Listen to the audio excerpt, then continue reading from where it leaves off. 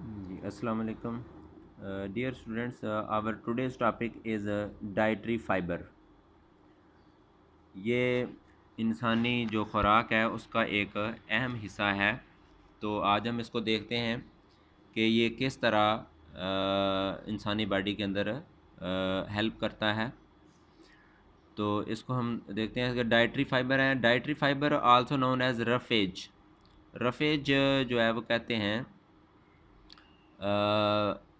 Indigestible cellulose को, जो plant material के अंदर ख़ास तौर पर पाया जाता है। ह्यूमन बॉडी के अतबार से रफेज जो है वो इनडाइजेस्टिबल है, जबकि एनिमल के अतबार से वो डाइजेस्टिबल होता है। Is the part of human food that is indigestible. इंसानी खुराक का वो हिस्सा जो इनडाइजेस्टिबल हो और प्लांट ऑरिजिन रखता हो उसको रफेज कहते हैं। तो डाइटरी फाइबर भी इनडाइजेस्टिबल फार्म के अंदर होते हैं। It is found only in plant foods, and it moves undigested through stomach and small intestine and into colon। यानी जितनी भी एलिमेंट्री कैनाल है स्टमक से लेकर कोलन तक, उसमें कहीं भी वो डाइजेस्टिबल नहीं होते।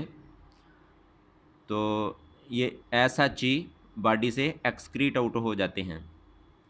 द इनसॉल्युबल, आगे इसकी दो टाइप्स आ जाती हैं, इनसॉल्युबल डाइटरी फाइबर और सॉल्युबल डाइटरी फाइबर। इसको हम देखते हैं क्या है।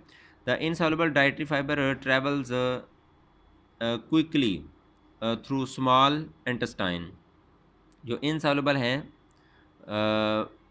डाइटरी फाइबर, वो स्मॉल इंटेस्टाइन से जल्दी से ट्रैवल आउट कर जाते हैं, यानी वहाँ से जल्दी से मूव कर जाते हैं। तो इसके सोर्सेज क्या हैं इंसॉल्युबल के? Its sources are wheat bran. जो छान होता है आटे का छान, उसको व्हीट ब्रेन कहा जाता है।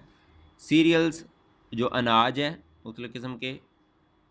And skins of many fruits, यानी इन सीरियल्स के भी जो हस्क वगैरह होते हैं, इनके छिलके, उनकी बात कर रहा है।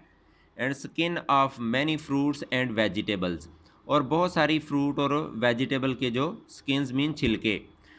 ये ज़्यादातर फ्रूट्स और वेजिटेबल के छिलके और व्हीट ब्रेन और सीरियल्स के जो हस्क हैं, ये इनसॉल्युबल डाइटरी फाइबर यहाँ से हासिल होते हैं। The soluble dietary fibers breaks down as it passes through alimentary canal। जो soluble डाइटरी फाइबर हैं वो यूँ ही एलिमेंट्री कैनाल से गुज़रते हैं तो वो थोड़े बहुत ब्रेक हो जाते हैं, यानी टूट फूट का शिकार हो जाते हैं। इट्स सोर्सेज आर, अब इसके कौन से ज़रिए कहाँ से ये हासिल होते हैं? ओट्स, जो जई है, वाइल्ड ओट भी है, जंगली जई। ये गंदम के खेत के अंदर ओट जो है वो आप देख सकते हैं उगी होती है साथ उसके, जिसको जवी भी कहा जाता है।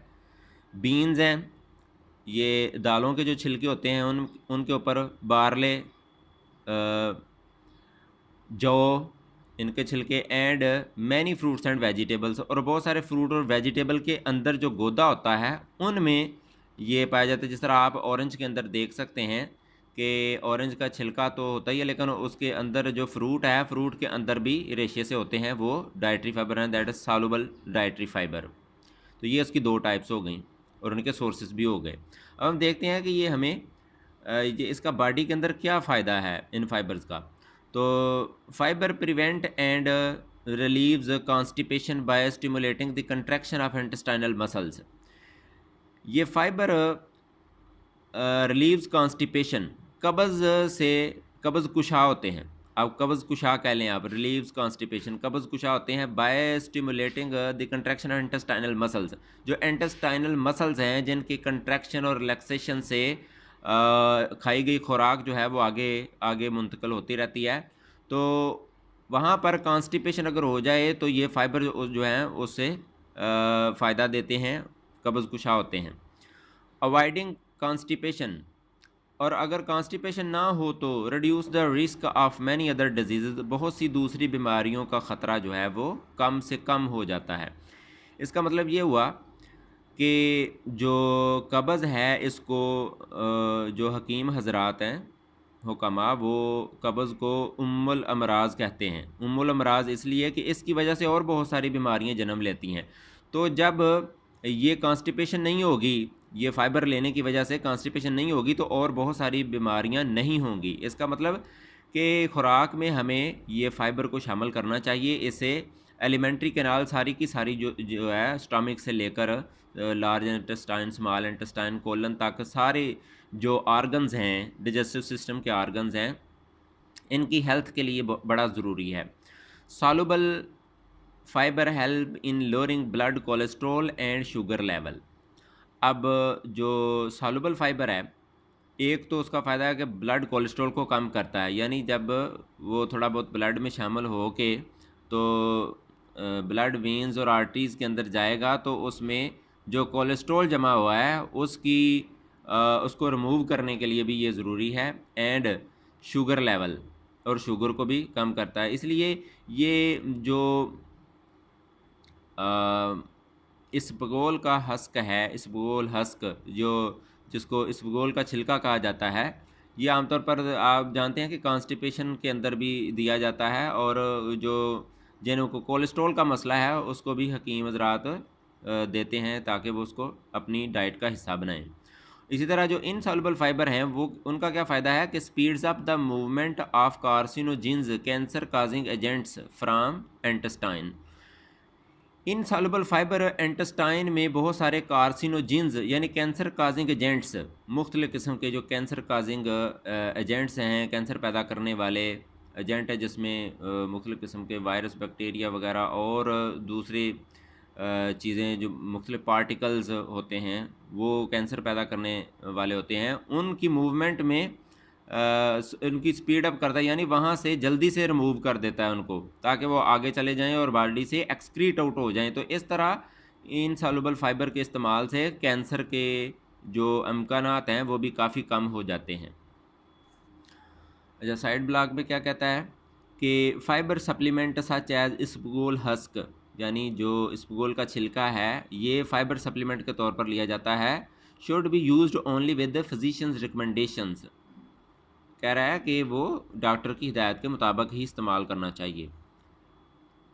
टेकन प्रॉपरली, प्रॉपर तरीके से लिया जाना चाहिए। These supplements may help in constipation, कब्ज़ में ये मददगार होते हैं, यानी कब्ज़ को ख़त्म करने में। And in lowering cholesterol level, और कोलेस्ट्रॉल लेवल भी कम होता है इससे। तो ये इसके दो मेन जो फ़ायदे हैं इसबगोल हस्क के, वो दिए हुए हैं।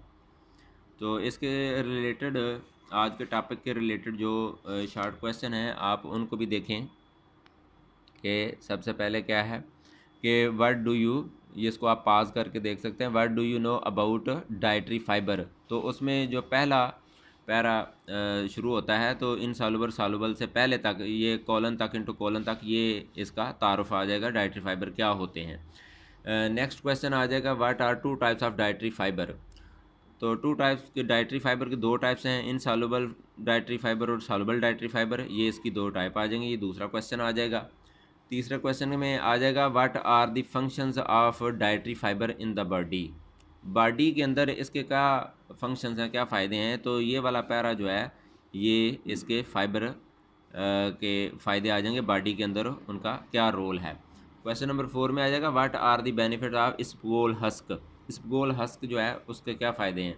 तो ये लास्ट में जो दो आपको बताए गए हैं कि these supplements may help in constipation and in lowering cholesterol level. तो ये इसका आंसर आ जाएगा।